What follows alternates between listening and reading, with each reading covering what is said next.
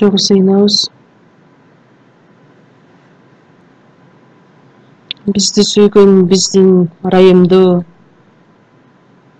асмандагы Кудай Ата. Кудай белгилеп койгон бул дүйнөнүн акырында көптөгөн адамдардын ичинен бизди биринчилерден куткарып, бизди ыйыктап, айырмалап, сиздин балдарыңыз катары сиздин эркиңизди аткарып, даңкыңыз үчүн жашай тургандагы биз менен чогуу болуп жардам бергениңиз үчүн ыраазыбыз. Былтыркы жылы дагы биз менен чогуу болуп, сиздин жетегиңиз менен жашай алдык.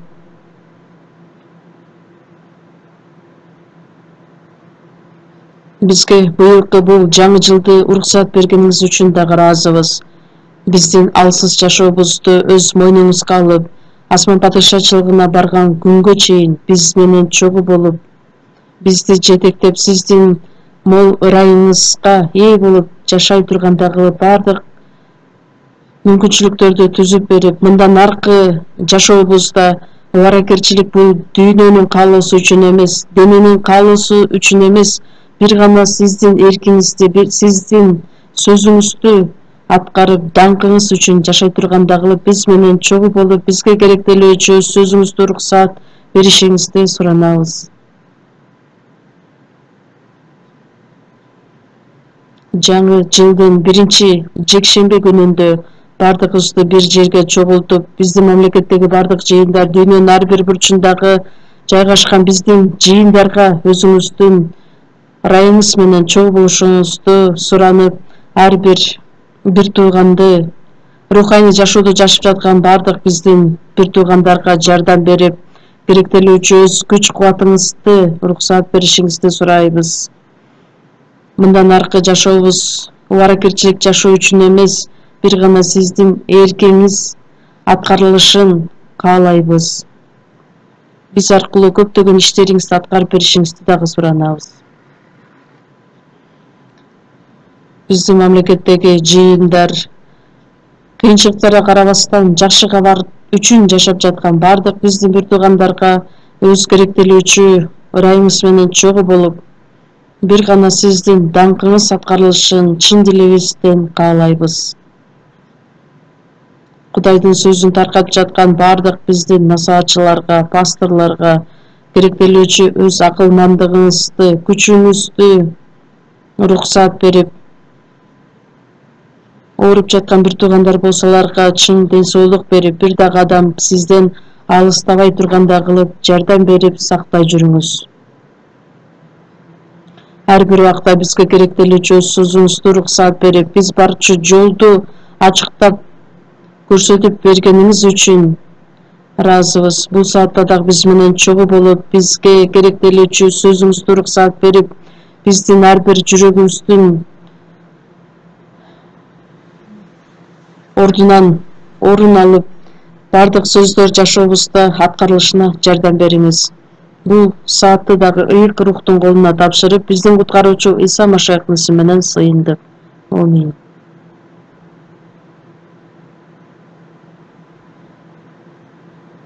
Ыйык жазууну чогуу ачабыз. Жакып китеби 4-бөлүм.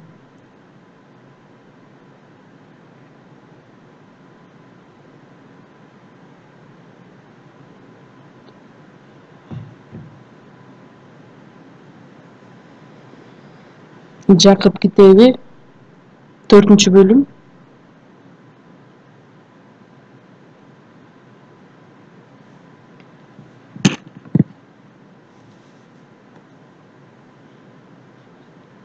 Төртүнчү бөлүм 13-чү аяттан баштап 17-чи аятка чейин окуйлу. Жакып китеби 4-чү бөлүм 13-чү аяттан 17-чи аятка чейин.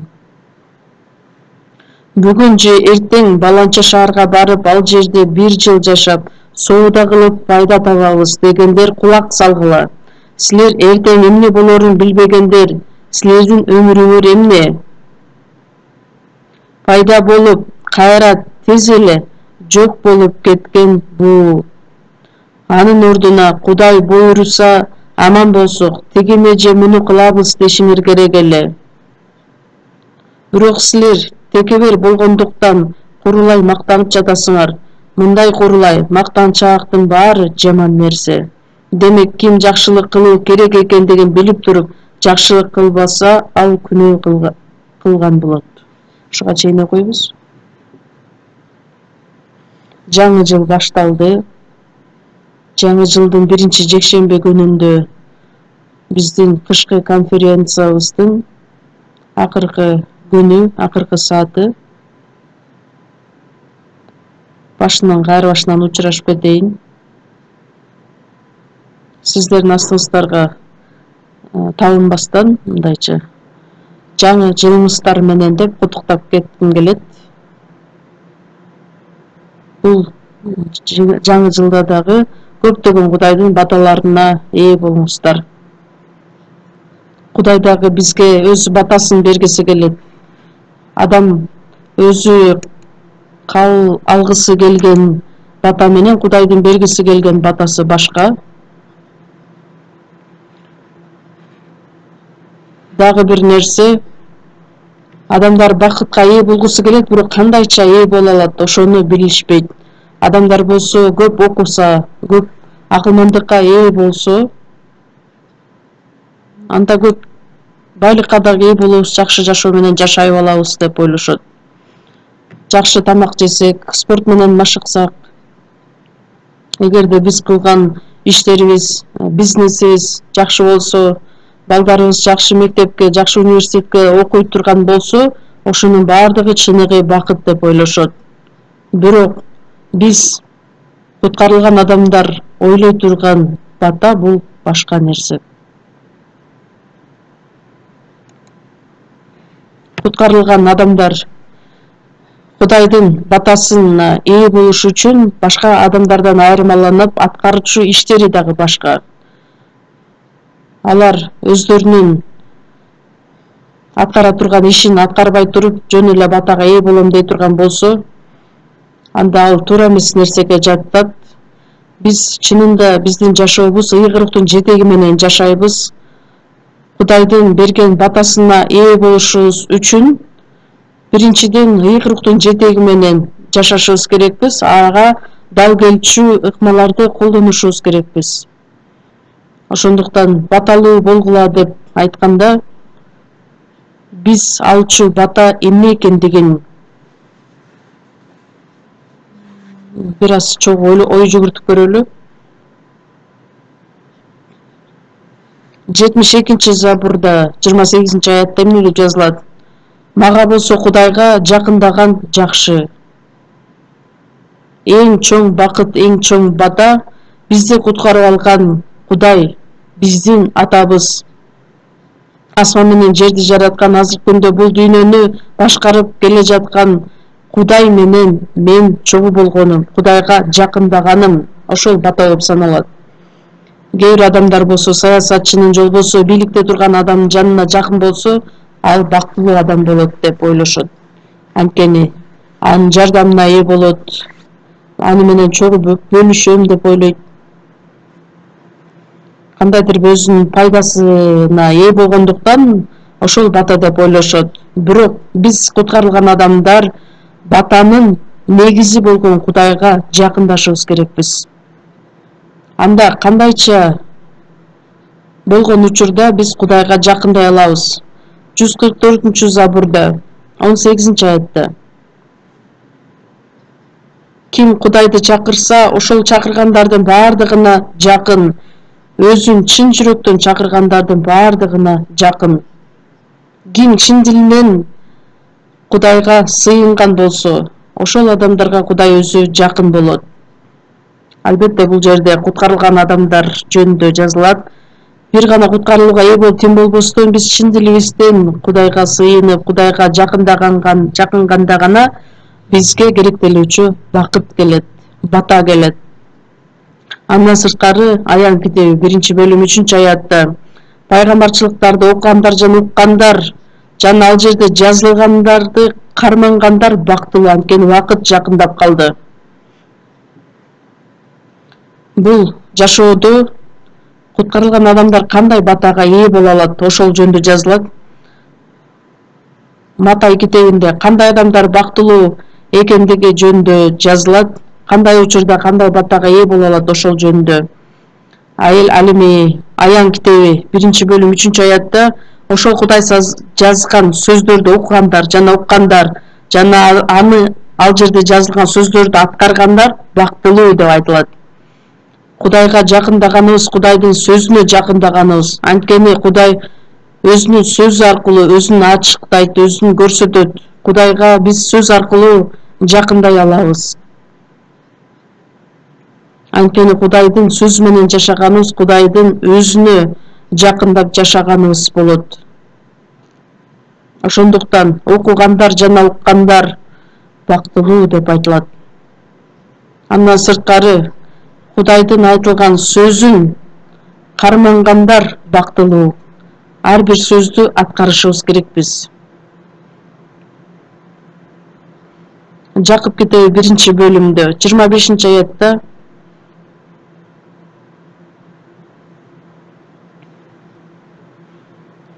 Кудайдын сөзүн угуп унутчаак болуп калбастан аткаруучу болуп өз иш аракетинен бакыт табат.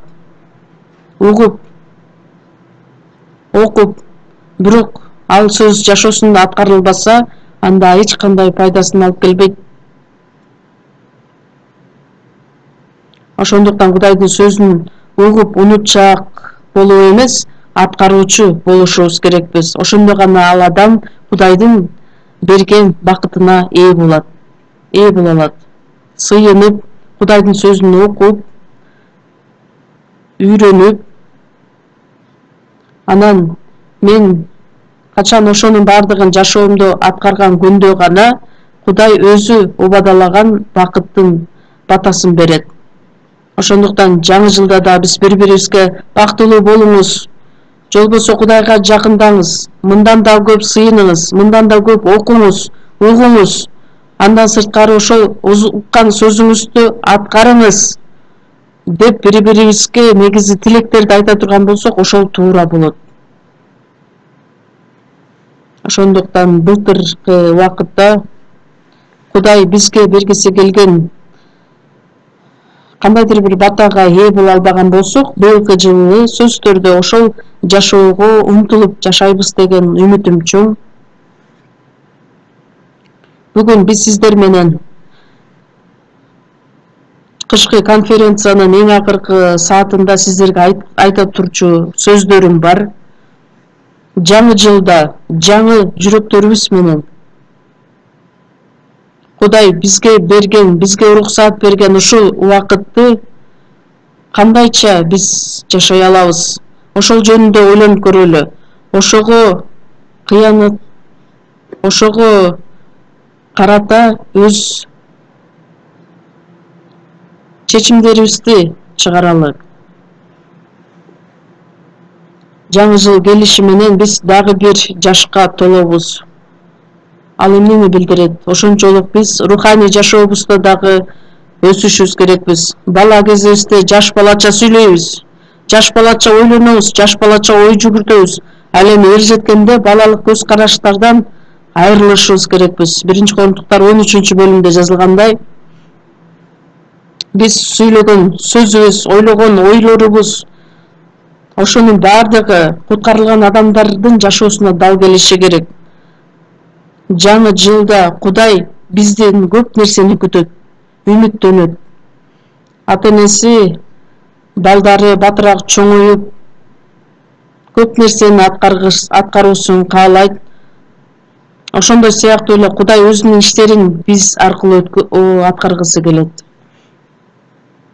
Ал эмне экендиги жөнүндө биз чогуу ой жүгүртүп, изилдеп көрүшүбүз керекпиз.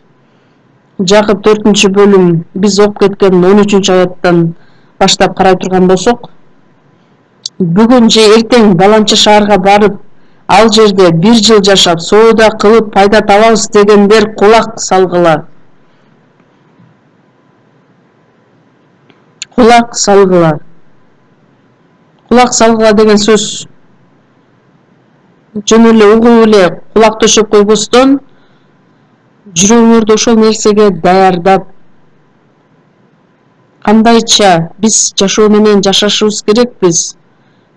Кандайча Кудайдын сөзүн угуп кабыл ала алабыз? Силердин ичиңерден бирөө айтат, бүгүн же эртең баланча шаарга барабыз. Бул ыйык жазуу жазылып жаткан учурда жаңы цивилизация кирип, жаңы жолдор пайда болуп,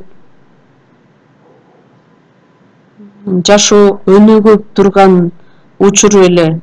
Адамдар болсо акча табыш үчүн ар кандай ойлорду жүгүрүшкөн, азыркыдай эле. Ошондуктан алар бир жылга план коюшкан, мындан аркы келечекте эмне кылышы керек, ошого байланыштуу өз ойлорун айтышкан, каалоолорун. Бир жыл ошол жерде жашайбыз, соода кылабыз, анан акча табабыз.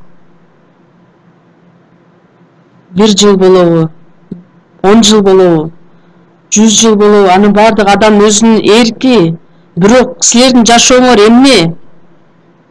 Силер эртең эмне болорун билбегендерсиңер. Силердин өмүрүңөр эмне?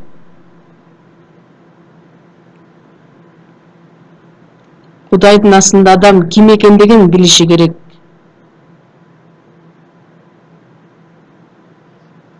Биздин жашообуз, биздин өмүрүбүз кыска мөөнөткө пайда болуп, кайра тез эле жок болуп кетчү бууга окшош. Бууну кармап көрдүңүздөр беле? Кармоого мүмкүнбү? Биздин өмүрүбүз, мындайча макал бар, жашоо бул узак түш деп айтылат. Ойгонсоң ошол менен бардыгы жок болуп кетет. Ларакерчилик ошол түштөрдөн арылгыла, токтоткула. Албетте пландашыбыз керекпиз, келечекти ойлонушубуз керекпиз. Эч кандай оюбуз жок эле жашай берсек ал дагы турай болот. Мамлекет өзү бир жылдык девиз коет. Ар бир адам өзүнө жараша жеке жашоосунда жыйын болсо жыйын боюнча эмне үчүн? Анткени биздин жашообуздун негизи максаты болушу керек. Ошол максат, пландардын бардыгы адамдын жеке өзүнүн жашоосу үчүнбү же жокпу? Ошону биз кененирээк ойлонуп көрүшүбүз керекпиз. Кудайдын астында чын жүрөгүбүз менен, чын дилибиз менен биз аткарчу ошол пландардын бардыгы Кудайдын көз карашында, Кудайдын эркине дал келеби же жокпу? Кудай каалаган нерселерби же мен өзүм адамдык оюм менен каалаган нерселерби? Бул өтө чоң көйгөй болуп саналат. Ошондуктан мен силерге айтып беретчү нерсе адамдын планы жана Кудайдын эрки деп аталат. Адамдардын планы эмес, кененирээк айтканда куткарылган адамдардын, машаякчылардын пландары. Биздин жашообуз өтө кыска. Өтө кыска жашоодо жашайбыз. Кудайдын кол алдында. Куткарылган адамдар сөзсүз түрдө биринчиден Кудайдын өмүрүнө ээ болгон адамдарбыз. Андан сырткары кандайча жашоо менен жашай алабыз, ошол жөнүндө ойлонушу керек. Кудайдын эркин аткарыш үчүн ошол нерсени өзү чын дилинен каалашы керек.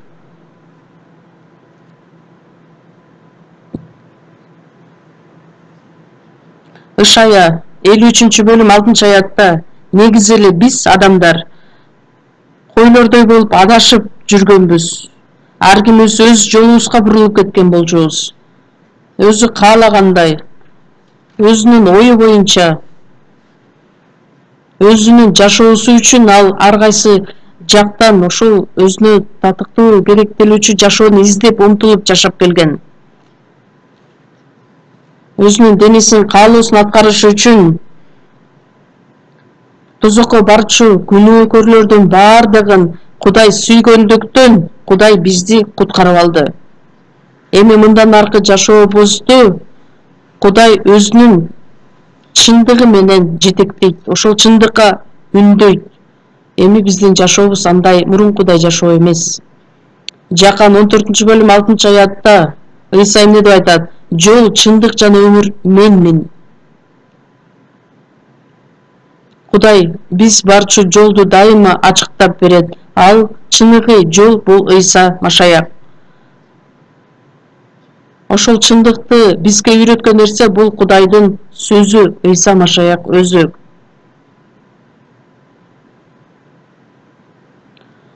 Силер буга чейин адашып жүргөн койлордой болчусуңар. Эми 1 Петр 2-бөлүм 25-аятта жазылгандай, биз мурун койлордой болуп адашып жүргөнбүз. Азыр болсо жаныбызды куткарган кайтаруучуга жана коргоочуга кайтып келдик. Эми биз адашкан койлор эмес, биздин жаныбызды кайтарган куткаруучу, коргоочуга кайтып келдик. Кудайга бизди үндөй турган коргоочуга кайтып келдик. Кайтаруучуга, коргоочуга кайтып келдиңер. Эми биздин жолубуз белгилүү. Асманга барчу ушул ачык жол мына менин астымда турат. Куткарылууга ээ болгон күндөн тарта асман падышачылыгына барган күнгө чейин биз барчу жолду Кудай белгилеп койгон. Эми биз өзүбүз каалагандай өзүбүздүн оюбуз менен жашабайбыз. Өзүбүздүн жолубузду өзүбүз ачыктабайбыз. Эми куткарылган адамдар мындан аркы жашоосун кандай жашоо менен жашашы керек Кудай алдын ала белгилеп койгон. 22-Забур 3-аятта өз ысым үчүн жаныма күч берип, чындык жолуна салат. Биздин жаныбызды гана куткарып албастан, бизге өз ырайымын, өз өмүрүн берип, чындык жолуна салат. Бизди жетектейт деп айтылат. Дагы бир жерде ачабыз. Забур китеби 31-Забур. 31-Забур.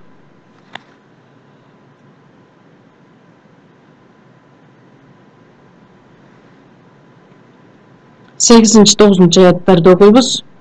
31-Забур 8-9 аяттар.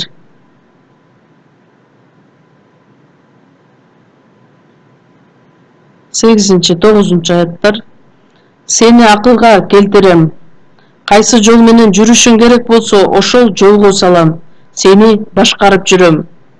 Менин көзүм сенин үстүңдө. Баш ийдириш үчүн жүгөн, ооздук сала турган аттай, акылсыз качырдай болбогула. Мен сен кайсы жол менен жүрүш керек болсоң, ошол жолго салам. Сени башкарыш үчүн биз барчу жолду Кудай өзү көрсөтүп берет. Кудайдын ырайымын кабыл алыш үчүн ыйык рух бизди жетектеди. Мындан аркы жашообузда дагы ыйык рух сөз менен бизди жетектейт, бизди үйрөтөт. Сенин сөзүң бутума шам, жолума жарык деп айтылат. Өзүбүз каалагандай эле ар кайсы жакка кете бербейбиз, ар тарапты көздөй. Үйдөн Сеулга барыш үчүн түз жол менен барыш керекпи? Башка жолдор менен барсак болот. Поезд менен, метро болобу, машина болобу, самолет болобу. Кандай болбогон күндө дагы Сеулга барчу жол белгилүү. Асман падышачылыгына бара турган жол дагы бирөө гана. Кудай белгилеп койгон бир жол аркылуу гана бара алабыз. Сени акылга келтирем. Кайсы жол менен жүрүшүң керек болсо, ошол жолго салам. Сенин сөзүң бутума шам, жолума жарык. Ошол сөз биз барчу жолду бизге жарык кылып көрсөтөт. Бизди акылга келтириш үчүн, туура жол менен барышыбыз үчүн бир эле жетектеп үндөп койбостон ал бизди башкарып турат. Туура эле ошол жол менен баратабызбы же жокпу деп. Мен мурун бир шаарга жакшы кабарды таркатыш үчүн бардым эле, анан ал жакты жакшы билбегендиктен бирөөдөн жолду сурадым. Мындай жерге кандайча жетсем болот десем, бир аял киши мага келип, анан кийин така түз барасыз, анан кийин кайрылыш жолдон болсо мындайча кайрыласыз деп.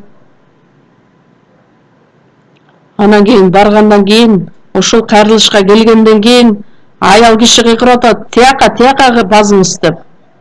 Өтө боорукер аял экен. Айтып коюп эле кетип калбастан, унутуп калбастан, мен ошол жолго туура барамбы же жокмунбу, мени артымдан карап туруптур. Мен өтө таң калдым ал кишиге. Рахмат, thank you.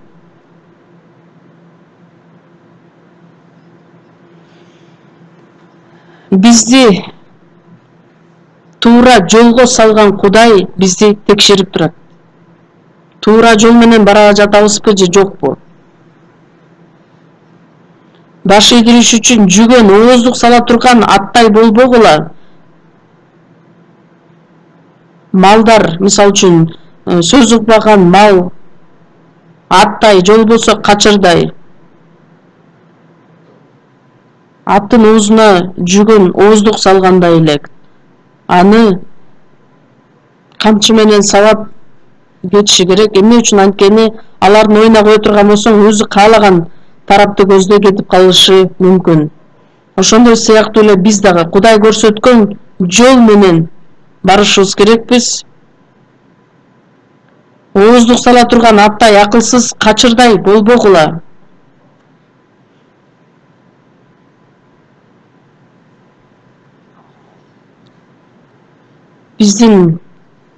Бизге дагы ооздук салып койбой тургандагы акылдуу адамдар катары ошол жол менен барышыбыз керекпиз. Мугалимдин тилин укпай койсоң, саап дагы ал жолго туура түшүрөт. Куткарылган адам болгондуктан эми өзүбүз каалагандай жашап бейишке барсак болбойбу? Кудай өзү белгилеп койду го. Анан биз кантип башка жерге бара алабыз? 36-забурда 31-забурда Кудай күн сайын биз кайсы жол менен барабыз ошону дайыма көрсөтүп турат. 36-забурда болсо, келиңиздер чогуу карайлы, жакын жанында эле турат. 36-забур 23-аятта. 36-забур 23-аят, 24-аяттар. Чогуу окуйбуз. Эгерде адамдын жолу Теңирге жакса, ал аны бекемдейт. 24. Ал жыгылып бара жатса да куулабайт. Анткени Теңир аны колунан кармап турат. Кудай өзү адамдын жашоосун жолун белгилейт, аны бекемдейт. Жолун белгилеп коет. Кайсы жол менен бара жатат, аны дагы карап турат. Ошол жол Теңирге жага турган болсо, ал аны бекемдейт. Туура эмес жолго кетип калганга болбойт.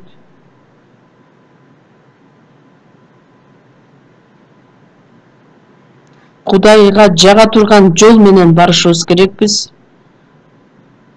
Башка жолго барбагыла. Адашып дагы деле жүрө бере турган болсо, Кудай жөн калтырбайт бизди.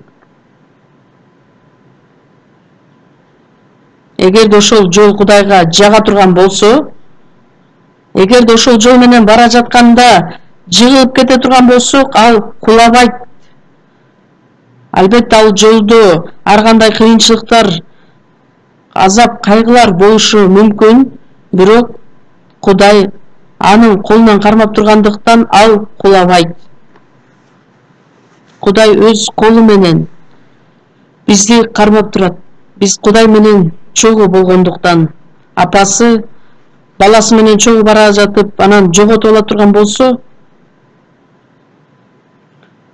жоготуп албайын деп, анын колунан кармап алат. Бекем кармайт. Биз дагы Кудайдын колун кармаган бойдон бейишке барабыз.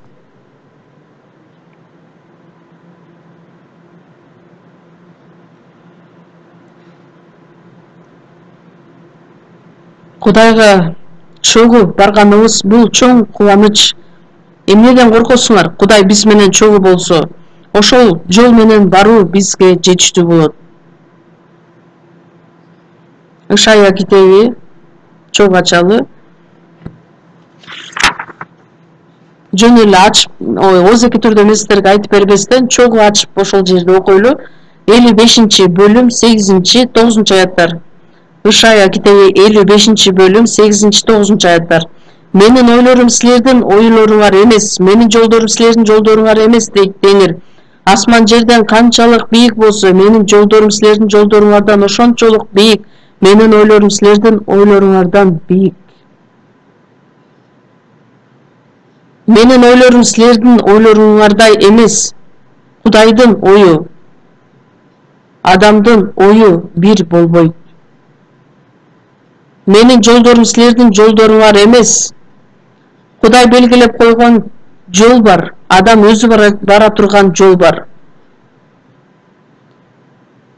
Асман жерден канчалык бийик болсо, менин жолдорум да силердин жолдоруңардан ошончолук бийик. Эми өзүбүздүн каалаган жашообуз, өзүбүздүн оюбуз менен эмес, Кудай белгилеп койгон ушул жол менен барышыбыз керекпиз. Забур 1-бөлүм 6-аятта адилеттүүлөрдүн жолун билет. Кудай ошол жолду билгендиктен ал адамга жардам берет, аны үндөйт. Ал эми кудайсыздар өз жолунда жок болушат. Өзүнүн жолу менен бара жаткан адамдар жок болушат. Кээ бир адамдар ойлошот, биз бул дүйнөдө өзүбүз каалашынча жашайбыз дейт, бирок жыйынтыгында түбөлүктүү тозокко барып түшөт. Ошого көз артасыздарбы силер?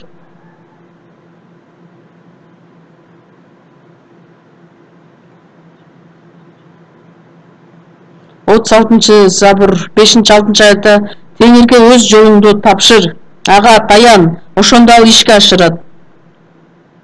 Сенин чындыгыңды жарык кылат, адилеттигиңди чак түштө тийген күндөй кылат. Теңирге өз жолуңду тапшыр, өзүң каалагандай эмес, Кудайга тапшыр. Бардык нерсени Кудайга тапшыр дагы ошол жол менен бар. Өзүңдүн ойлоруңду ташта дагы Кудайдын ою менен ойло. Мындан ары ошол Кудайдын ою менен жаша. Ошол Кудайга таянганыбыз болот. Ошондо гана ал бардык ишти аткарат. Сенин чындыгыңды жарыктай, адилеттигиңди чак түштө тийген күндөй кылат. Ишке ашырат. Накыл сөздөрдү да ачабыз. Накыл сөздөр 5-бөлүм. Накыл сөздөр 5-бөлүм 21-аят. Накыл сөздөр 5-бөлүм 21-аят. Адамдын жолдору Теңирдин көз алдында, ал анын ар бир кадамын ченип турат.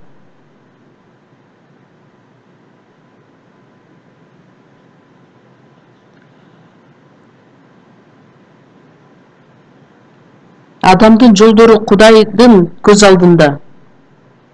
Биз кайсы жерге барбайлы, Кудай ошонун бардыгын карап турат, сактап турат. Кудай эч качан өз көзүн албайт бизден. Жада калса куткарылбаган адамдарды дагы Кудай өзү башкарат. Өзү каалагандай бара жатканын дагы көрөт. Кудайсыздардын жолу жок болунат, талкаланат. Машаякчылардын жолу Теңирдин көз алдында. Теңир көзүн бизден ала албайт. Азыркы учурда байкоо жүргүзүүлөр өтө көп жерде уюштурулган, камералар күнөө кетирген күндө да, кылмыш кылган күндө дагы эч жака качып кутула албайт. Кудайдын белгилеп койгон жолу менен бара турган болсок, Кудай өзү биз үчүн жооптуу болот. Жоопкерчиликти өз мойнуна алат. Ошондуктан биздин жолубузду Кудай көрүп тургандыктан бардыгын таразалайт. Ар бир кадамын ченип турат. Өзүнүн көзүнүн карегиндей сактайт.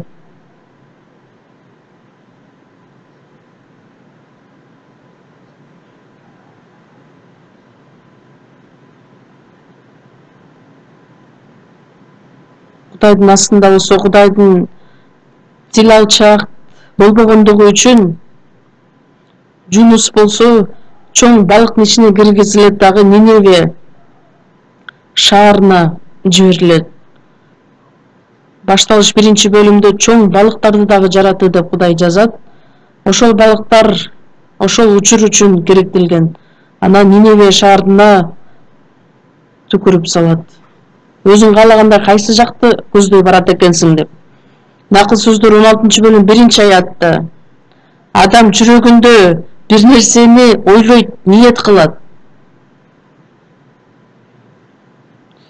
Накыл сөздөрдү ачканбыз. Келиңиздер 16-бөлүмдү ачалы, 1-аятты. Адам жүрөгүндө бир нерсени ниет кылат, бирок анын жообу Теңирден болот.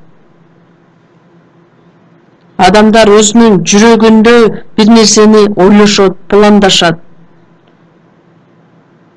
ниет кылышат, бирок анын жообу Теңирден болот. Кудай чечим чыгарат. Сен каалагандай эмес, Кудай мен каалагандай болот дейт.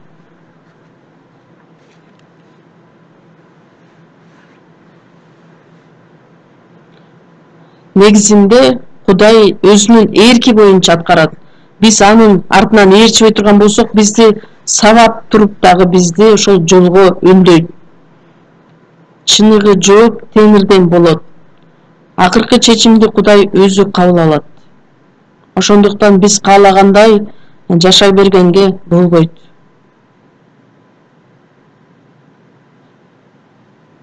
Өзү бара жаткан жол менен дагы деле бара береби? Азыркы учурда машиналардын ар бир ичинде навигация орноштурулган, ошондуктан кайсы жерге барбасын ошону күйгүзө турган болсо, түз барыңыз, оңго кайрылыңыз, солго кайрылыңыз, өтө боорукер катары бизге түшүндүрүп берет. Ыйык рух дагы бизди үйрөтөт, бизди жетектейт. 16-бөлүм 9-аят. Накыл сөздөр 16-бөлүм 9-аят. Чогуу окуйбуз. Адамдын жүрөгү өз жолун ойлонуштурат, бирок анын кадамын Теңир багыттайт. Адам ар кандай нерселерди ойлонуштурат. Өзүнүн эрки го кандай ойлонот. Бирок мен силерге айтып кеткендей, ошол пландардын, ойлордун бардыгы Кудайга жага турган ойбу же жокпу? Кудай белгилеп койсо. Ыйык рухтун жетеги менен кетишибиз керекпиз. Адам өз жүрөгү менен ойлонуштурган күндө дагы, бирок анын кадамын Теңир багыттайт. Бул сөз эмнени билдирет? Жыйынтыгында адам кандай ойлор менен жашабасын, кандай пландарды койбосун, ошол Кудайга жага турган нерсеби же жокпу, ой жүгүртүп көрсүн. Кудайдын эркине дал келбесе, Кудайдын эркине жакпаса,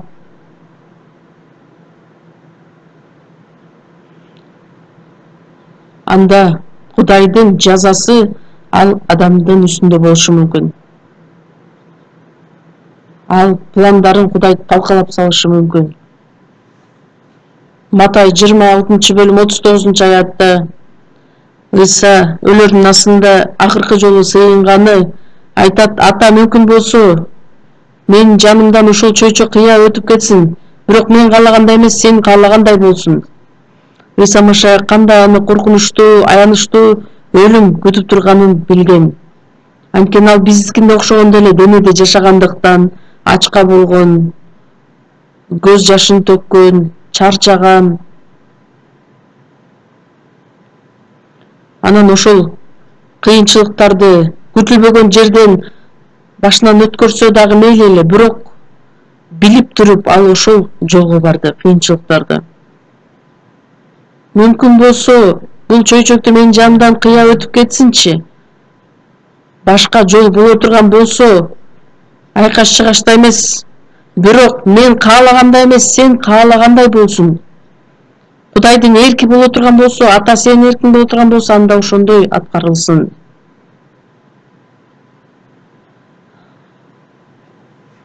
Сиз каалагандай болсун деп ошол эркти аткарыш үчүн ушунчалык чын дилинен сыйынгандыктан анын тери канга окшоп төгүлгөн.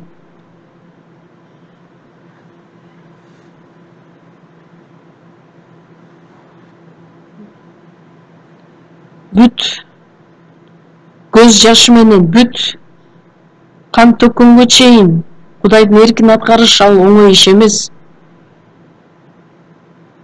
Биз дагы өзүбүз каалагандай эмес, Кудайга жага тургандагы, Кудай каалагандай өлсөк дагы, жашасак дагы бардыгы сиздин эркиңиз боюнча. Албетте, сүйлөгөндө биз жакшы сүйлөйбүз. Анан ошол иш жүзүн аткарганга келгенде бардыгыбыз адан кача баштайбыз.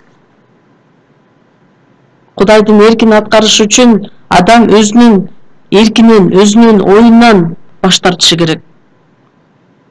Жакып китеби 4-бөлүм 14-аятты кайра башынан ачабыз. Жакып китеби 4-бөлүм 14-аят. Жакып 4-бөлүм 14-аят.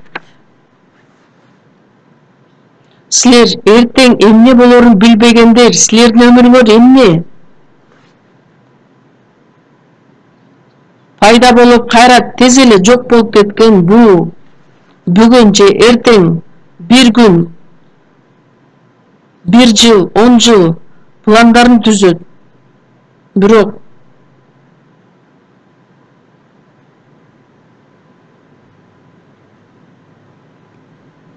жакшылап ойлонуп көрчү, сен адам кимсиң?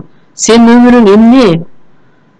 Бир аз эле пайда болуп кайра жок болуп кетчү, бул окшош эле.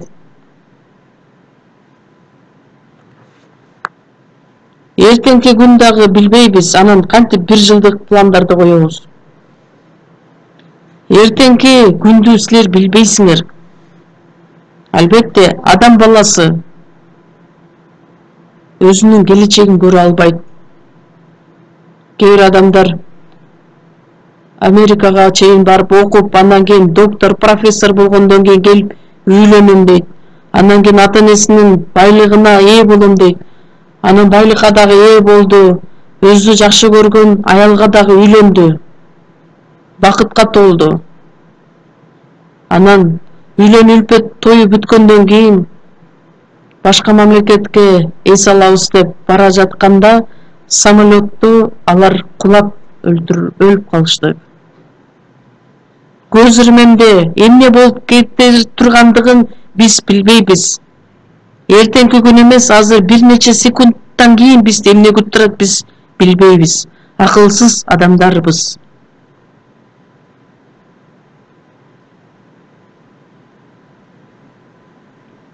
Тынч океан үстүндө бара жаткан самолет дагы тоонун үстүнө түшүп, андан кийин ошол жерден өрттөрүп, бардык адамдар өлүп калышкан. Бул чындыгында болуп өткөн окуя.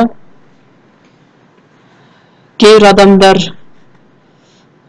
башка мамлекеттен акча таап, эми өзүбүз чынында жашоо менен жашайлы, өзүбүз үчүн жашап көрөлү деп башка жака саякатка чыгып бара жаткан учурда самолеттин ичинде отурган адамдар.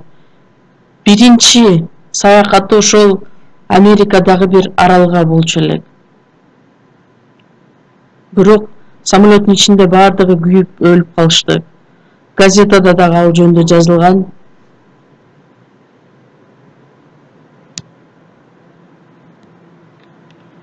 Накыл сөздөр 27-бөлүм 1-аятта. Эртеңки күн менен мактанба. Эртеңки күн менен кантип мактанабыз? Мындайча тигиндейче кылабыз деп. Ал Кудайга таянган ордуна өзүм каалагандай жашап көрөм деген сөз. Куткарылган адамдарга бул сөз туура келбейт.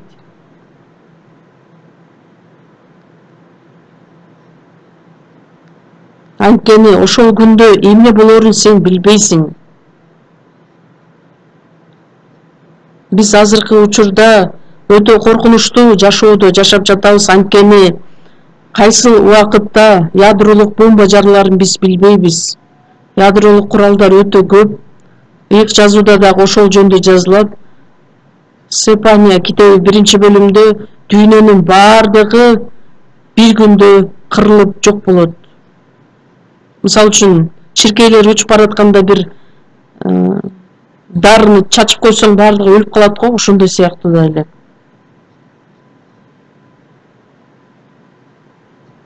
Кудай бул дүйнөнү талкалайм деп белгилеп койгондуктан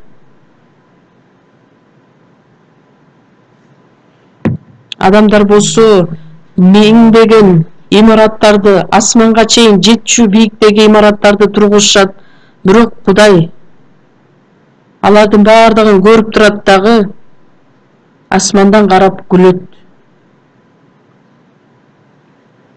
Кандай болбосун,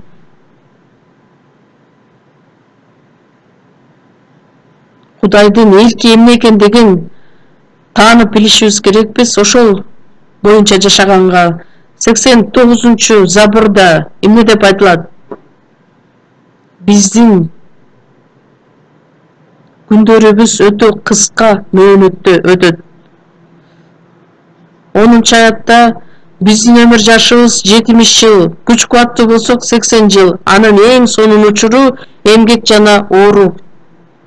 Ар бир адамдардын өзүнүн кайгысы бар, бай адамдардыкы өзүнчө, кедейлердики өзүнчө. Бир нече жыл жашаган жашоодо эң сонун учуру бул эмгек жана оору деп айтылат. Өлүм менен бардыгы жок болот. Бардыгы учуп жок болот.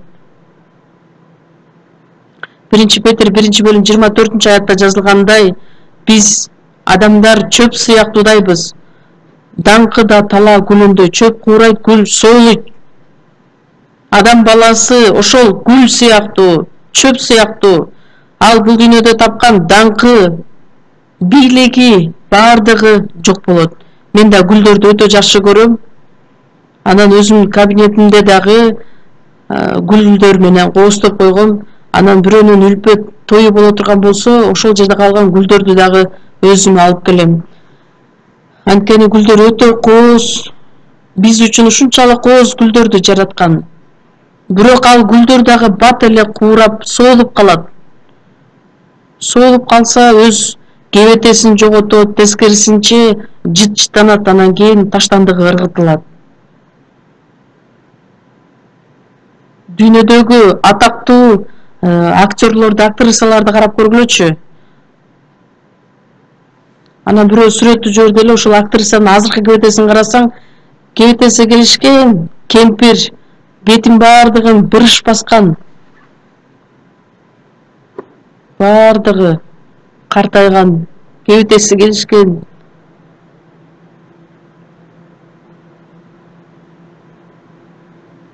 Бир тууганга кара десем, жок мен карабайм деп баш тартат. Анткени мен дагы ушинтип картайып калам деп коркот. Анткени сулуулук дагы бардыгы жок болот. Бат эле соолуп жок болот. Чөп куурайт, гүл соолойт.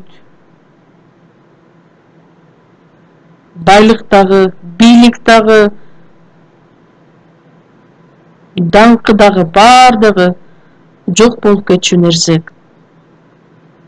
38-забурда 5-аятта Дөөт падыша айтат: Кудай, мен качан өлөм? Менин күнүм кандай? Канча жашаарымды мага айтып берчи.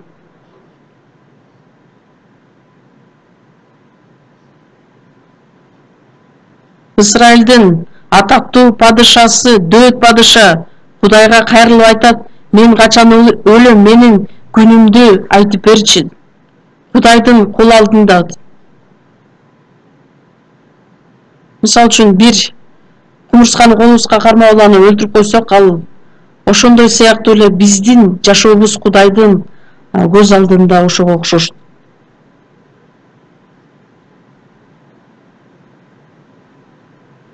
Менин кудам оору менен каза болду, бирок ооруга өлгөнгө чейин Америкада семинар өткөрүп жаткан учурда ал киши дагы келип Кудайдын сөзүн уккан.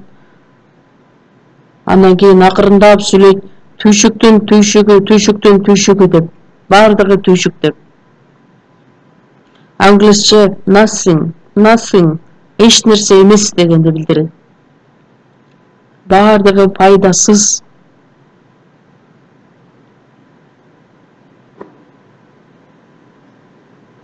Ошондуктан Сулайман насаатчы китепте түйшүктүн түйшүгү дейт. Насаатчы түйшүктүн түйшүгү баардыгы түйшүк. Түйшүк деген сөздү 5 жолу кайталап айтат. Баардыгы түйшүк деп. Сулайман өзү каалаган нерсенин баардыгын өзүнө уруксаат бере алган. Андан кийин ошонун баардыгын башынан өткөрүп көрүп, эмнени жыйынтыктайсың дегенде түйшүктүн түйшүгү баардыгы түйшүк деп айтат. Бул дүйнөдөгү баардыгын жутуп алсаң дагы жаның ыраазы болбойт. Анткени Кудайдан бир нерсе берилмейинче бул дүйнөнүкүнө тойбойсуң, ыраазы болбойсуң.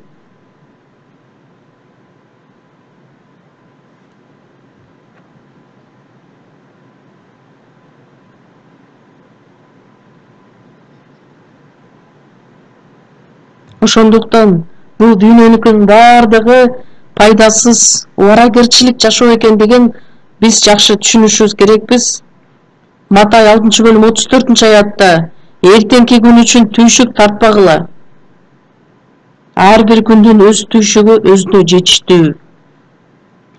Эртеңки күн болобу, мындан кийинки канча күн болот, мен ага жооп бере албайм, айта албайм. Бүгүнкү аталган күн дагы бир гана асман падышачылыгы үчүн бир күндү, ар бир күндү Кудайдын эрки менен жашаганыбыз ошого ыраазы болгула. Ошол силерге жетиштүү. Күн сайын бизге берилген ар бир убакытты туура пайдаланып, ошол куткарылган адамдардын негизги аткарчу иши болуп саналат.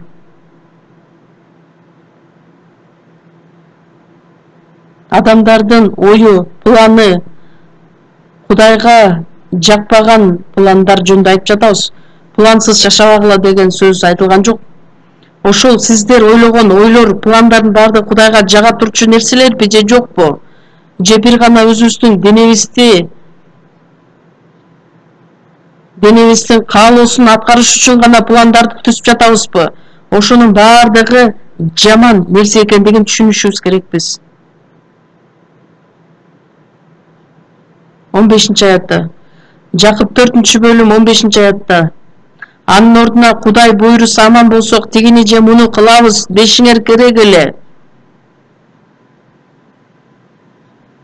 Кудайдын эрки боло турган болсо, Кудай буйруса, анда муну дагы тигини да кылабыз деп айтышыңар керек эле. Кудай уруксаат берсе, анда ошону кылабыз. Бирок силер курулай мактанып жатасыңар. Адамдардын планы, адамдардын ою, ал курулай, мактанчактык жана баардыгы жаман нерсе.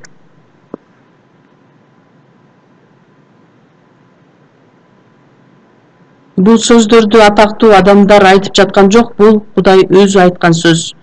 Куткарылган адамдарга берилген сөз.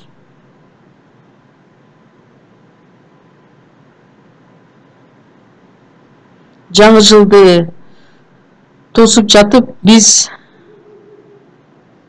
Машаяктын ичинде болсо, ал жаңадан болот. Мурункунун баары өтүп кетти, азыр баары жаңы болду. Жүрөгүбүздү дагы жаңылантып, Кудайга жакындашыбыз керекпиз. Асманды көздөй умтулуп, күн сайын жаңыланып, бийиктикке умтулушубуз керекпиз. Насаатчы китепте 9-бөлүм 3-аятта адам баласынын жүрөгү жамандыкка толгон. Алардын жүрөгүндө да, жашоосунда да акылсыздык, анан алар өлгөндөргө кошулушат. Адамдардын баардыгынын үлүшү бир экендигин билиши керек. Адамдар акылсыздык менен жашашат. Өзүнүн хоббисин, алектенген ишине, аялга, байлыкка Агриппа падышасы Павлды көрүп айтат, сен акылыңдан адашып калгансың деп. Элчи Павыл айтат, мен эмес, мына силер акылыңардан ажырап калгансыңар.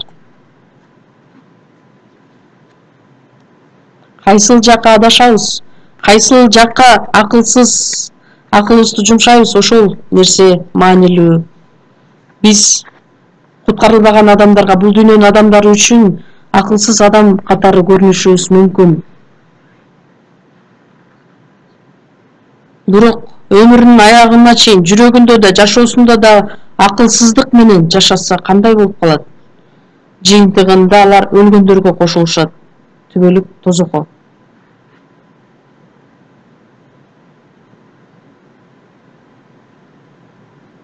Хемингуэй деп акын жазган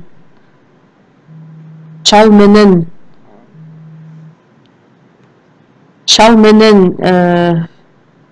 деңиз деп айтылган сөздү угуп көрдүңөр беле? Деңиздин жанында жашаган бир карыган чал бар экен. Жалгыз жашагандыктан анын бир гана жалгыз каалоосу бар эле. Чоң бир балыкты кармаш. Анан ошол балыкты кармаш үчүн кемеге отуруп, алысты көздөй саякатка жөнөйт.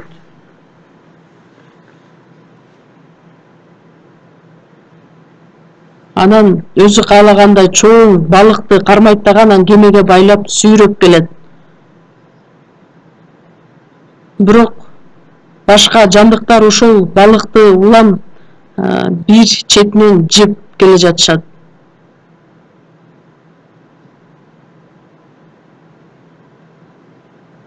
Анан акула дагы жейт.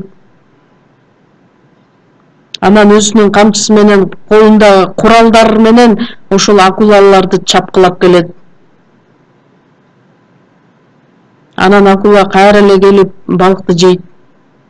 Анан ошол карыган чал салгылашып отуруп, анан жыйынтыгында жээкке жетсе, балыктын бир эле сөөгү гана калыптыр. Анан өзү деңиздин жанына, жээгине жатып алып, ойлонот. Эмне болду? Анан ошо менен ошол чыгарма бүтүп калат экен. Хемингуэй, чал менен деңиз. Бул эмнени билдирет?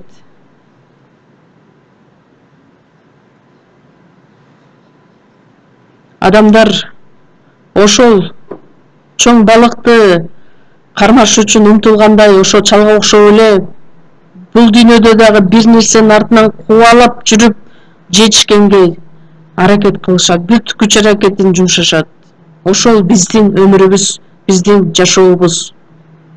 Мындай ойлонуп көрө турган болсок, бизге көп сабак берчү чыгарма экен. Кызыксыз чыгарма катары көрүнөт. Бирок ыйык жазууда жазылгандай, түйшүктүн бардыгы түйшүк. Сөөк дагы калбай кала турган.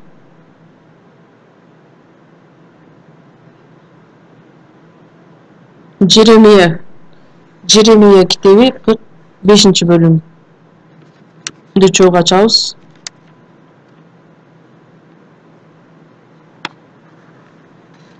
Жеремия китеби 45-бөлүм, 5-аят.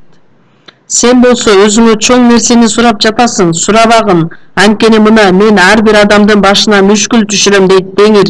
Бирок кайда барбагын олжо катары жаныңды аман калтырам. Сен өзүң үчүн көп нерсени сурап жатасың, чоң нерсени сурап жатасыңбы? Жок, сурабагын.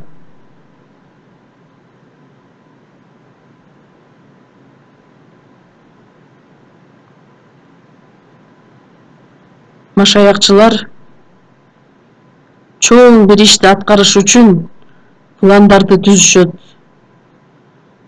Ал учурда менин жүрөгүм ооруй баштайт. Чынында эле алардын пландары Кудайга жага турган нерсеби же жокпу? Же адамдар өзүнүн жашоосу үчүн гана, жеке жашоосу, жеке кызыкчылык үчүн гана пландап жатышабы деп. Кудай эгерде ал нерсени уруксат бербей турган болсо,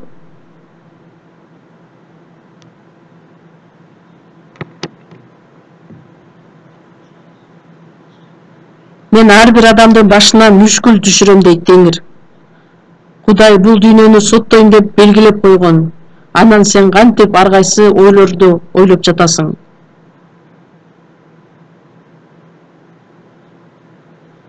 Лука 12-бөлүм 20-аятта акылсыз бай адам көптөгөн байлыкты жыйнайттагандан кийин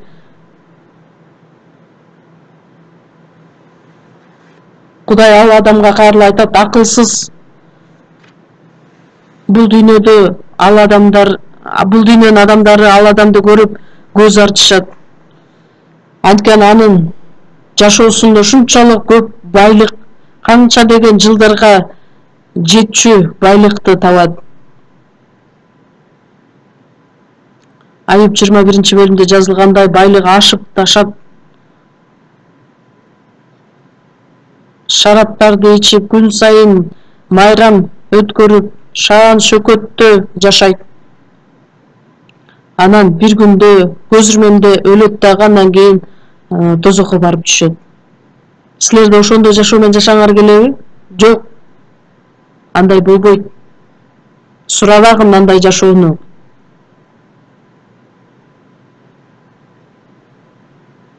Кудайсыздар өзү каалагандай жашагандыгы үчүн Кудай алар үчүн сот даярдап койгон.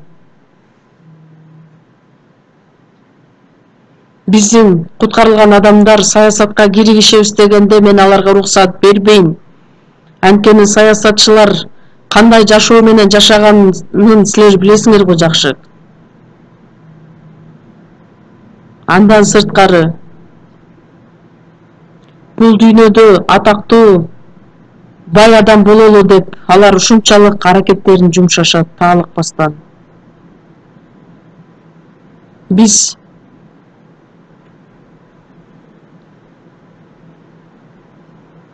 таанымал болбосок да бизди таанышат. Бизди өлгөн адамдар катары көрүшөт, бирок биз тирүүбүз. Негизи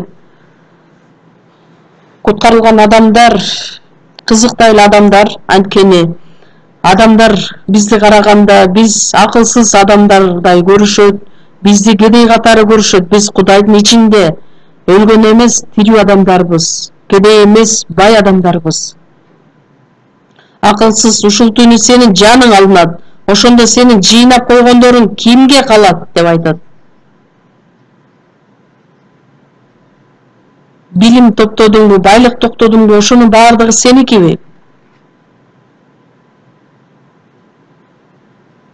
Биздин мамлекетте бийликке ээ болуп андан кийин кулап кала турган болсо, ал уятсызда уят жашоо менен жашай албайм деп баардык нерседен баш тартат.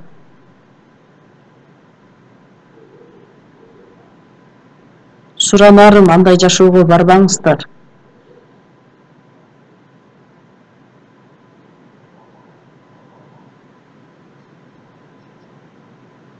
Адам баласынын тарыхында болуп жаткан иштердин баардыгы Кудайдын эрки боюнча, Кудай өз планын иш жүзүнө аткарыш үчүн болот.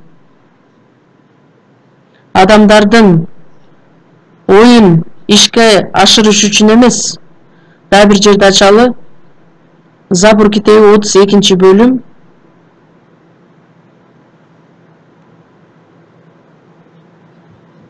Забур 32-бөлүм 10-11 аяттар. Теңир бутпарастардын кеңешин бузат, элдердин ойлорун жок кылат. Ал эми Теңирдин кеңеши түбөлүктүү, анын жүрөгүндөгү ойлор укумдан тукумга кетет.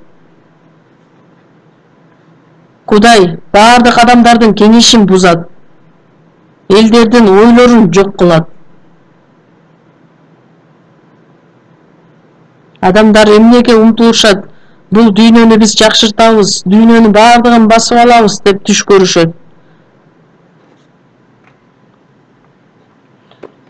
Кудай баардык бутпарастардын кеңешин бузат. Алардын ойлорун Кудай жок кылат. эч нерсе калбайт, карап көргүлө.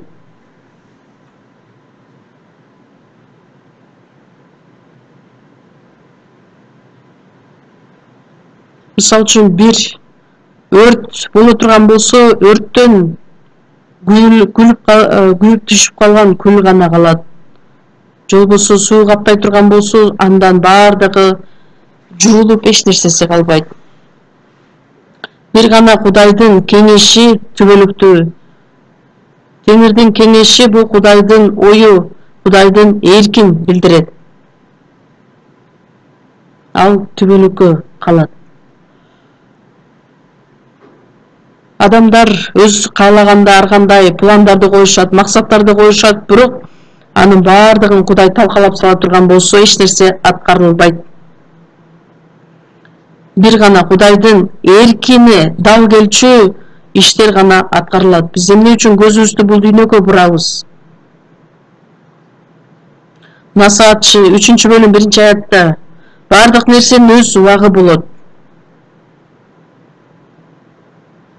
Жер жүзүндөгү бардык адамдарды, адамзатты жараттык. Адамдар үчүн мезгилдерди жана жашай турган жерлерди белгиледик. Адам аты аркылуу бул адамзатты жараттык. Адамдар жашаш үчүн мезгилдерди жана жашай турган жерлерди белгиледик. Анын баардыгынын максаты бар. Кудай өзү белгилеп койгон ошол убакытта Кудайдын эрки аткарылыш үчүн, Кудайдын эрки биздин эркибиз болушу керек. Кудайдын каалоосу биздин каалообуз болушу керек.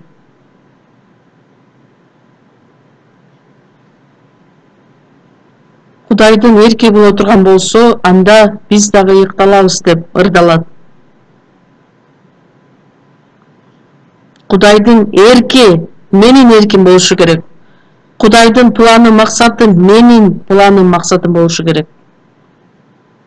Ыйса Машаяк аркылуу Кудай өзүнүн эркин аткарган. Эми өзүнүн эрки куткарылган адамдар аркылуу, машаякчылар аркылуу аткарылышын каалайт. Ошондуктан Кудайдын каалоосу, Кудайдын максаты үчүн биз азыр жашап жаткандыгыбызды биз билишибиз керекпиз. Жаган 6-бөлүм 38-аятта мен асмандан түшкөнүм өз каалоомду эмес, мени жиберген атамдын каалоосун аткарыш үчүн түштүм.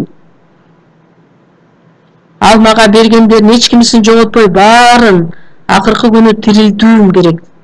Ошол Кудайдын эрки болчу. Атамдын каалоосу уулун көргөн, уулуна ишенген ар бир адам түбөлүк өмүргө ээ болуусун каалаган. Ыйса Машаяк асмандагы даңкын таштап, бул дүйнөгө адамдын кейпин кийип келген. Кудайдын эркин аткарыш үчүн, атамдын каалоосун аткарыш үчүн. Ыйса Машаяк Кудайдын эрки боюнча бул дүйнөгө келип, айкаш-чыгачка кадалып, өзүнүн курмандык козу катары айкаш-чыгачка берип, биз үчүн өз жанын берип, түбөлүк өмүргө ээ болчу жолду бизге ачып берди. Биз дагы куткарылган адамдар Ыйса Машаякка окшоп, атам мени жибергендей мен да силерди жиберем дейт.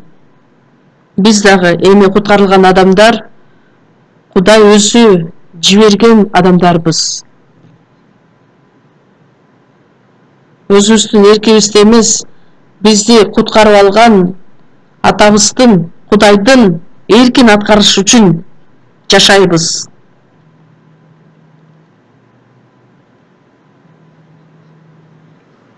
Кудайдын эрки, Кудайдын каалоосу, Кудайдын түбөлүк өмүрүнө ээ болуп, ошол Кудайдын биз аркылуу аткаргысы келген эрки болуп саналат. Жакан 4-бөлүм 34-аятта саякатка жөнөгөн учурда Самария шаарынан өтүп бара жатканда өтө ысык мезгил болгондуктан чарчап, суусап, ачкы болуп,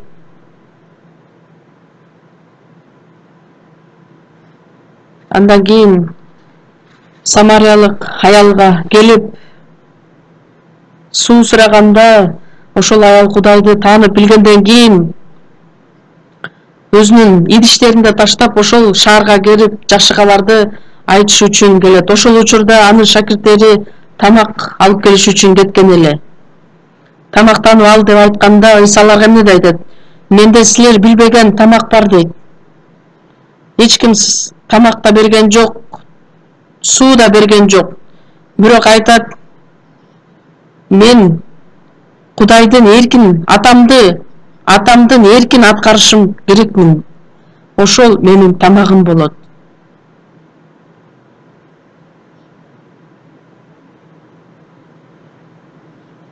Ыйса Машаяк өтө чарчаган учурда, өтө суусаган учурда, курсагы ачка болгон учурда менде силер билбеген тамак бар дейт. Кудайдын каалоосун аткаруу жана анын ишин бүтүрүү. Мени жиберген атамдын эркин аткаруу, каалоосун аткаруу. Самариялык элдер куткарылсын каалагандыктан ошол анын тамагы деп айтат. Матай 5-бөлүм 6-аятта адилеттикке ачыккандар жана суусагандар бактылуу, анткени алар тоюшат. Адилеттикке ачыккандар, суусагандар кимдер? Кудайдын эркин, Кудайдын чындыгын, адилеттигин аткарчу адамдар. Ошол нерсени биз каалашыбыз керекпиз, умтулушубуз керекпиз. Анткени адилет адамдардын жүрөгүн Кудай өзү толуктайт. Баарынан мурда Кудайдын падышачылыгын, адилеттин издегиле, ошондо мунун баары силерге берилет. Суусаган адамдар суу издегенде, ачка адамдар тамак издегендердей. Кудай бизге өзү баардык нерсени кошуп берет. Эгерде биз Кудайдын падышачылыгын издеген болсок, мен ошол сөзгө ишенем. Ишенишибиз керекпиз, анткени баардыгы биздин ишенимибиз боюнча аткарылат.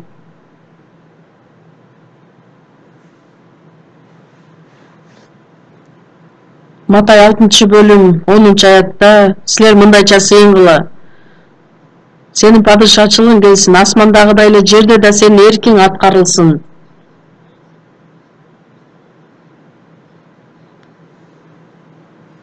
Машаякчылардын жашоосу аркылуу Кудайдын эрки аткарылышы керек. Кудайдын эркин аткарыш үчүн биз азыр бул дүйнөдө жашап жатабыз.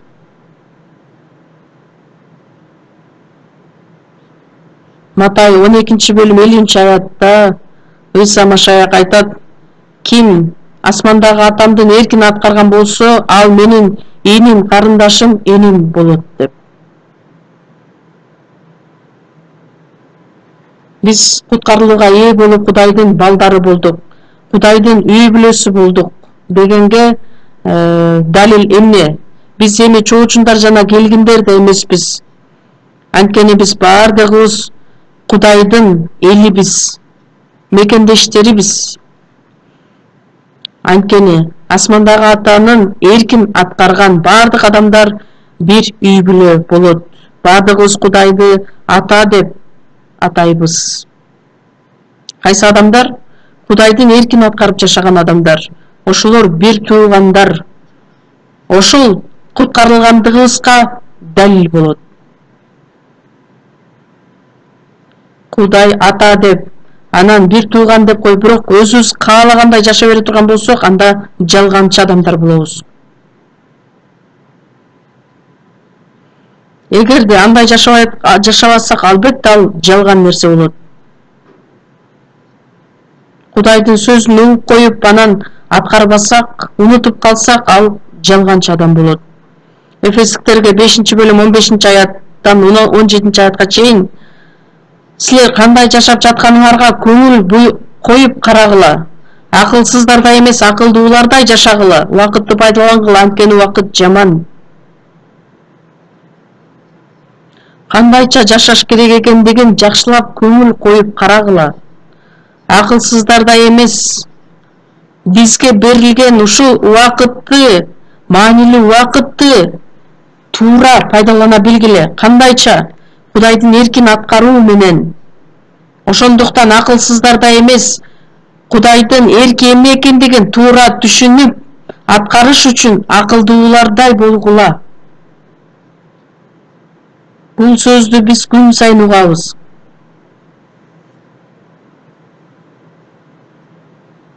Ошол үчүн биз бул дүйнөдө жашап жатабыз. Кудайдын эркин аткарыш үчүн биздин жүрөктөрүбүз азыр согуп жатат. Өлбөгөндүгүбүз үчүн жашап жатабызбы, же максатыбыз үчүн жашап жатабызбы? Же эч бир ойлоруңар жок эле жашап жатасыңарбы? Батыраак мен дагы Кудайдын астына баргым келет. Бирок өзүм каалагандай эле мен азыр кете бербейм да. Кудай мага дагы өзүнүн убакытын берип жатат. Кудай өзү эркин мен аркылуу аткаргысы келгендиги үчүн мен азыр бул дүйнөдө жашап жатам. Ишеним деген сөз иероглифте жакшы түшүндүрүлөт. Ортосунда болсо жүрөк, андан кийин тил алчаактык. Кудайдын сөзүн тил алчаактык менен чын дилибизден аткарышыбыз керекпиз өлгөнгө чейин. Кудайдын эркин аткарып жашай турган болсок, эрки үчүн өлө турган болсок, андан артык жашоо барбы? Жандай эмеспи?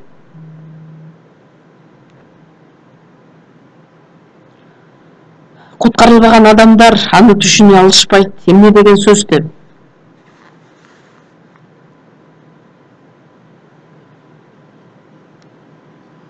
Адамдар ошол нерсени туура түшүнүп, туура жашоого умтулушу керек. Римдиктер 12-бөлүмдө бул дүйнөгө ылайыкташпагыла. Кудайдын эрки эмне экендигин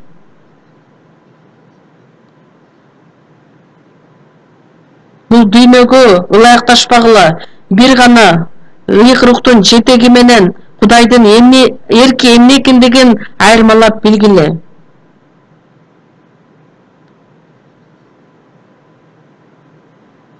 Биринчи Петерди чогуу ачабыз.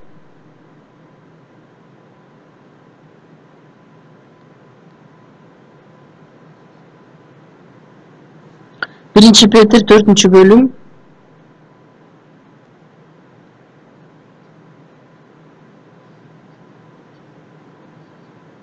Биринчи аятта Машаяк биз үчүн денеси менен азап тарткандыктан силер да ошол ой менен куралдангыла. Анткени денеси менен азап тарткан адам күнөө кылганын коет. Эми мындан аркы жашооңорду адамдык кумарлар менен эмес, Кудайдын эрки менен жашагыла. Айкаш-чыгашта бизге куткаруу алып келиш үчүн ал азап, кайгыны башынан өткөргөн. Эми биз мындан аркы жашообузда Кудайдын эркин аткарыш үчүн жашашыбыз керекпиз.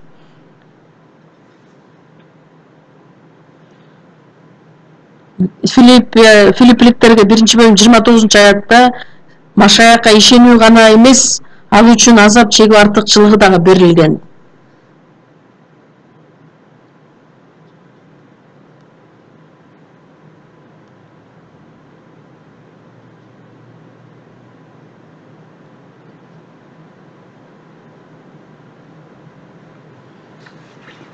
Мисалы үчүн арылар, алар кайгыра тургандагы убактысы жок деп мен уккам.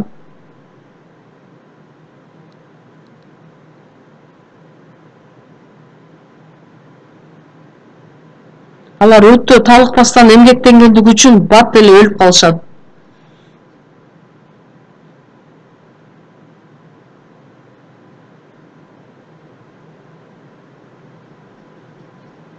Чынында жалкоо адам күнөө кылат. Анткени велосипед эле ордунда тура берсе адам кулап калат. Велосипедке отургандан кийин алдыга көздөй умтулушу керек.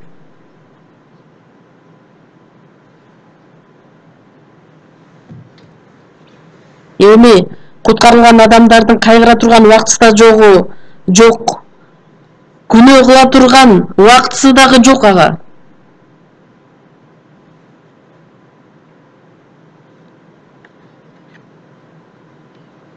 Андан кийин азап кайгыны башынан өткөргөн адам эми азыркы учурдан баштап мындан аркы жашоосунда адамдык кумарлар менен эмес, Кудайдын эрки менен жашагыла. Бир гана Кудайдын эркин аткарып жашагыла. Анткени ошол азап кайгы бизди көп нерсеге үйрөтөт, бизди бекемдейт.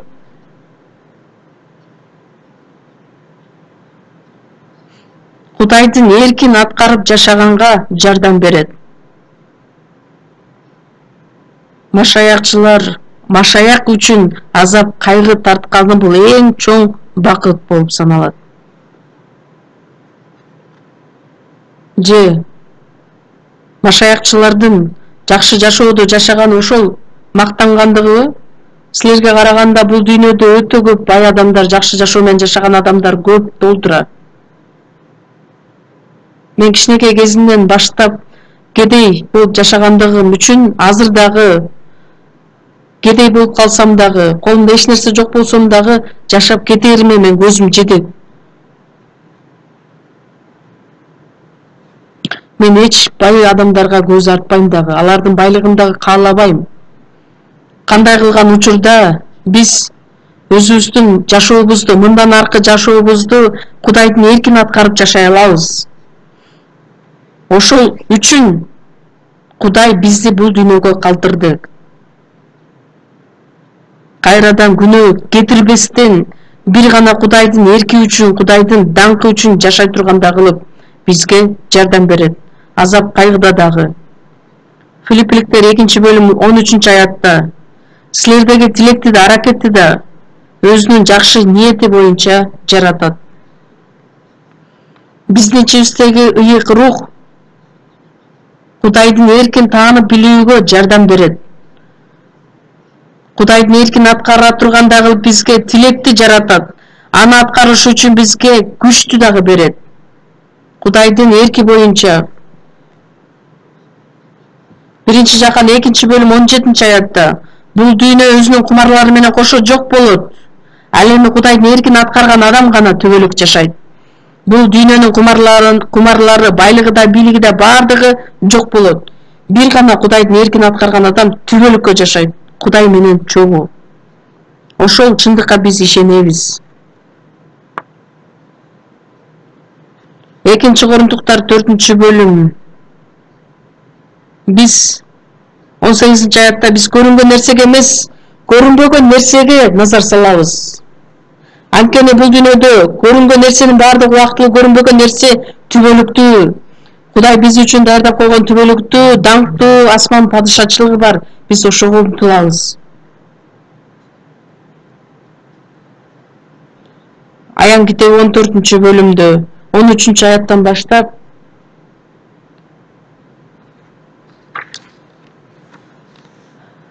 Теңирге таандык болуп өлгөндөр бактылуу деп айтылат. Чынында ошондой. Кудайдын ичинде ишенип өлүп калган адамдар бактылуу. Анткени алар өздөрүнүн иштеринен эс алышат. Иштери алардын артынан барат. Кандай иштесе ошого жараша өз сыйлыгына, даңкына ээ болот. Биз бул кыска жашообузда кедей болобузбу, азапта жашайбызбы, бирок биздин жаныбыз асман падышачылыгы үчүн, түбөлүк өмүр үчүн жашайбыз. Денебизде жашап жатып биз руханий жашоо үчүн умтулабыз. Адамдар, куткарылбаган адамдар анын баарын кантип билсин? Куткарылган адамдар өздөрү түшүнбөсө болбой калат го.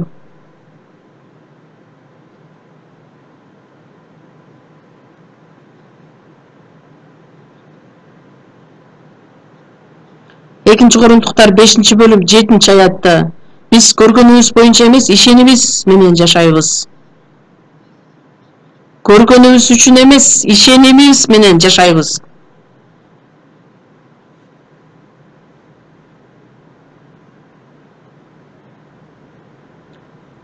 Көзгө көрүнгөнүбүз үчүн эмес, ишенимибиз менен жашайбыз. Ошол чыныгы бакыт. көрүнгөн нерсе, шаан шөкөт, кооз нерсе бизди адаштырган, бизди сынууга алып келген нерселер.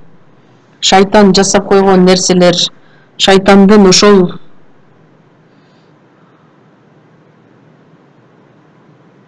жасап койгон капканына түшүп калбайлы. Эгерде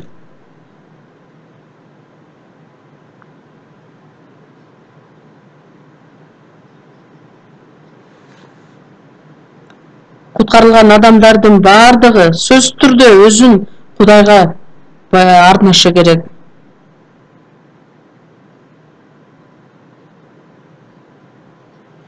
Кудайдын эркин аткарбай жашаганы ошол күнөө болуп саналат. Жакшылык кылыш керек экендигин билип туруп кылбаса ал күнөө болуп саналат.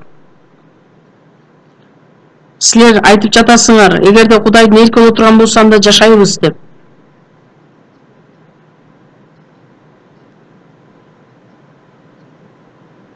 Өзү план коюп анан кийин ошол боюнча жашайм дегени ал курулай мактанчактык болуп саналат, күнөө болуп саналат.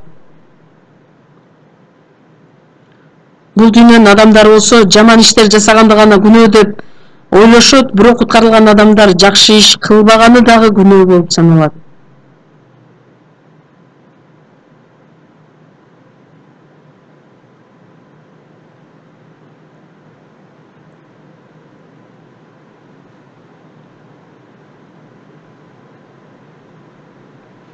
Филиппиликтер 2 бөлүм 21 бөлүмдө 21 аятта карай турган болсок,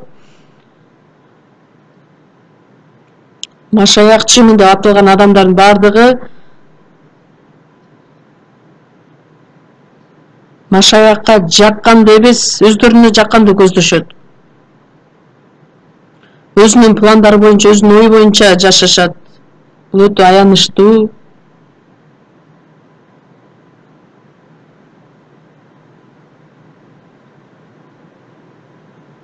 Бул нерседен коркуш керек, корко турган нерсе. Кайсыл күнгө чейин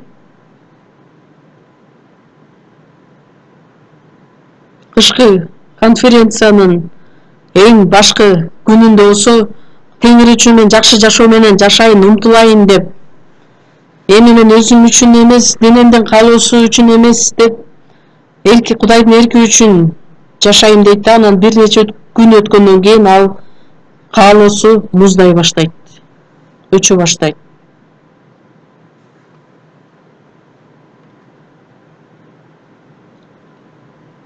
Батирлерди үйлөрдү көрүп алып, ой сонун үй экен, сонун машина экен деп, мен качан ушул нерсеге жетет экенмин деп көзгө көрүнгөн нерселерди карап, ошого аракетин жумшай баштайт. Көзгө көрүнгөн нерсе убактылуу, көрүнбөгөн нерсе түбөлүктүү. Эмне үчүн Кудайдын эркин көрбөстөн көзүнө көргөн жалтырак нерселерди көрөт.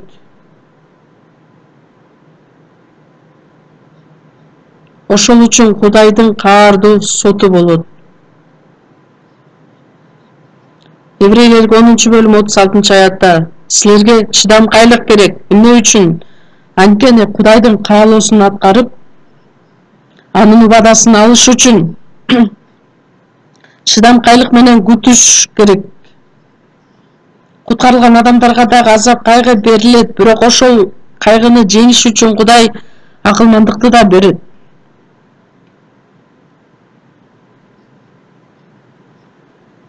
Силер Кудайдын каалоосун аткаргандан кийин, убадалангандан кийин чыдамкайлык болуу керек. Ыйса Машаяк дагы чыдамдуулук менен Кудайдын даңкына ээ болгон. Элчи Павыл дагы. Элчи Павыл айтат, эми мен өзүмдүн жашоомдун аягында атлет таажысы күтөт деп. Кудайдын бизге дайындап койгон ошол даңкы дагы түбөлүктүү. Ошол даңкка умтулуп биз аягына чейин чыдамдуу болушубуз керекпиз.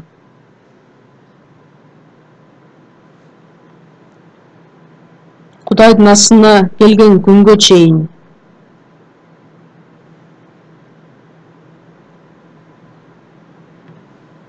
Өз сыйлыгыбызды, өз даңкыбызды алыш үчүн.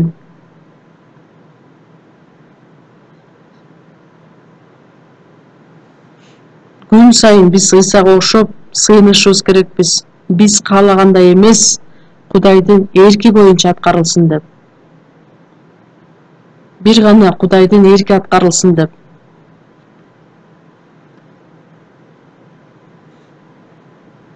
Жашасак да өлсөк дагы Кудайдын эркин аткарып, ошол нерсени каалашыбыз керекпиз.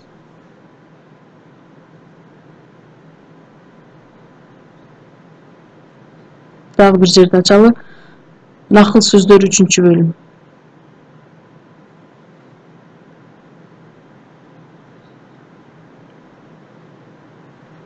Накыл сөздөр 3-бөлүм 5-аяттан 7-аятка чейин.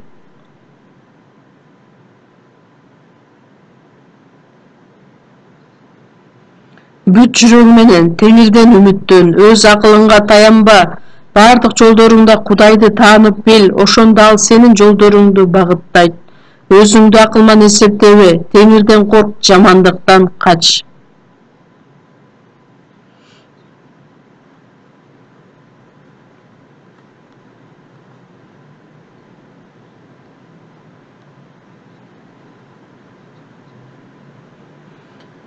Теңирден үмүттөн, өз акылыңга таянба. Бир гана Кудайдын айткан сөзүнө ишен.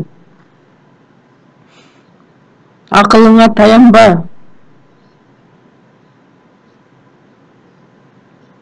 Өзүңдүн денеңдин каалоосун, акылмандыктан арыл.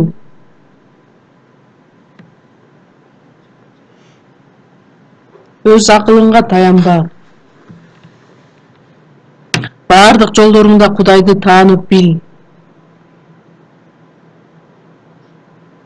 Өзүнүн акылына таянган ал Кудайдан баш тартканды. Улуу Кудайдан баш тартканы мен өзүм каалагандай жашаймын дегенге барабар. Бардык жолдоруңда Кудайды таанып бил. Ал эмнени билдирет? Кичинекей бир иштерге чейин Кудай менен байланыштыр. Кудай азыркы учурда мен кандай кылышым керек деп Кудай менен бирдеп сүйлөшүп көрүшүм керекмин. Анын жардамын сурап көрүшүм керекмин. Өзүбүздүн колубуздан келбеген болсо анда пасторлорго барып, аксакалдарга барып, диакондарга барып, насаатчыларга барып, алар сөз менен силерге өз акылын менен бөлүшөт.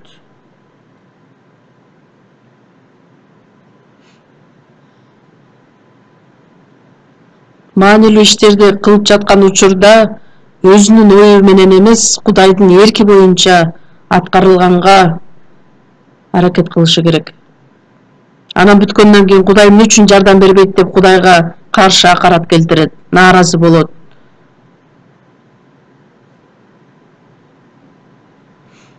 Бардык жолдоруңда Кудайды таанып бил. Кудай менен бардык ишиң байланыш болсун. Кудай менен сүйлөш, Кудай менен акылдаш.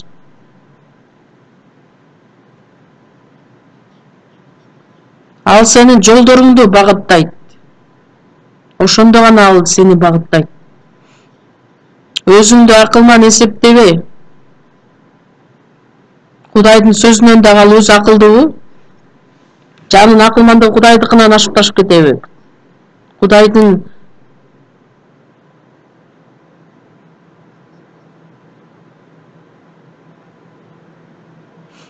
бир аз убакыттан кийин Кудайсыздардын бардыгы тозокко барып түшүшөт.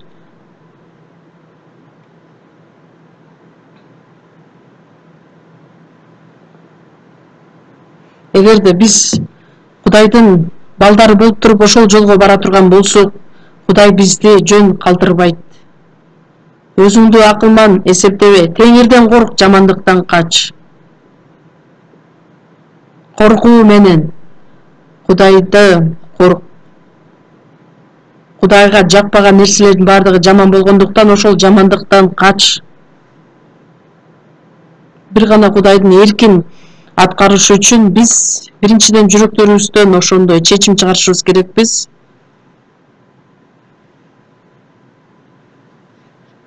Бүт күч аракетибизди жумшап, бүт акыл эсибиз менен, жүрөгүбүз менен, мен өзүм алсыз болгондуктан бүт бир туугандар менен биримдикте чогуу сыйынышыбыз керекпиз. Биринчи Корунтуктарга 15-бөлүм 58-аятта ошондуктан сүйүктүү бир туугандарым бекем болгула, туруктуу болгула. Теңирдин ишин ар дайым жан дилиңер менен кылгыла. Теңир үчүн эмгегиңер текке кетпестигин билесиңер. Мындан ары дагы жан дилиңер менен аткаргыла. Анткени силердин кылган ар бир ишиңер текке кетпес экендигин билесиңер. Биз Кудайдын эрки үчүн чогуу иш жүргүзүүчү адамдарбыз. Бир эле Кореяда эмес, дүйнөдөгү бардык мамлекеттерге жакшы кабар жеткирчү адамдарбыз. Мен аркылуу Кудайдын эрки аткарылышын каалашыбыз керекпиз. Ошондо гана Кудай бардыгын ишке ашырат. Анткени ушунун бардыгы бүткөндөн кийин биз Кудайдын астына кетишибиз керекпиз. Мындайча жөн эле биз өлө албайбыз. Андай болбойт.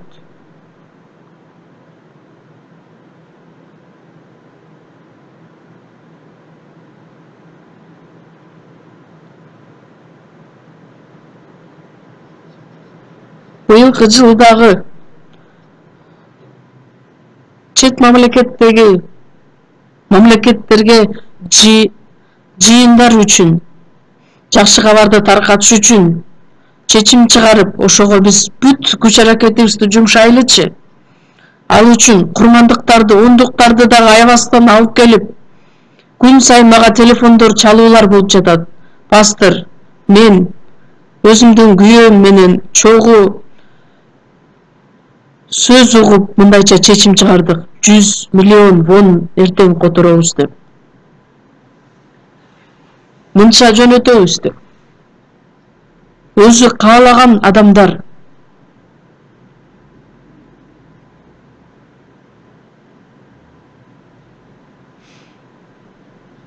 албетте өздөрүнүн аттарын атабаган жөн эле жардам берген бир туугандар өтө көп. Чынында алар дагы байлыгы ашып ташып аткандыгы үчүн беришкен жок. Тескерисинче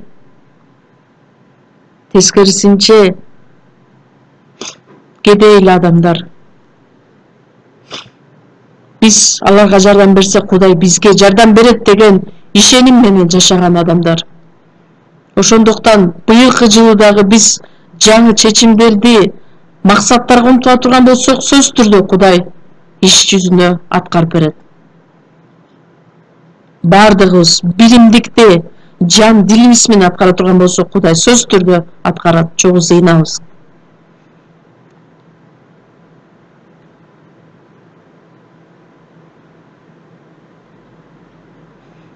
Биздин ырайымдуу Кудай ата.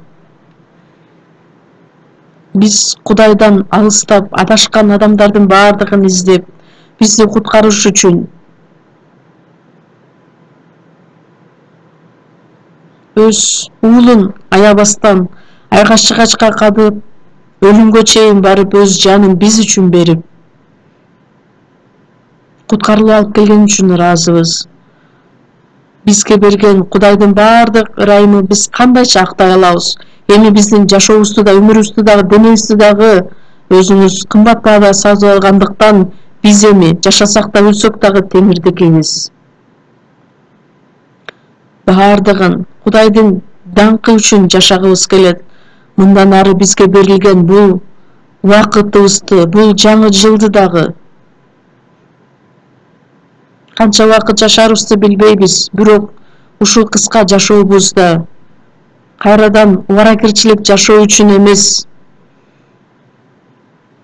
адамдык каалоолор үчүн эмес, бир гана ыйык руктун жетеги менен сиздин эркиңизди аткарганга жардам бериңиз. Биз аркылуу сиздин жакшы кабарыңыз көптөгөн адамдарга жетип, куткарылууга ээ болуп, баардыгыбыз бир тууган болуп, бир үй бүлө болуп, сиз үчүн кызмат өтөгөн адамдардан бололу. Ал үчүн бизге керектелүүчү акыл мандуулукту, күч кубатты бериңиз. Биздин куткаруучу Иса Машайхтын исми менен сыйындык. Амин.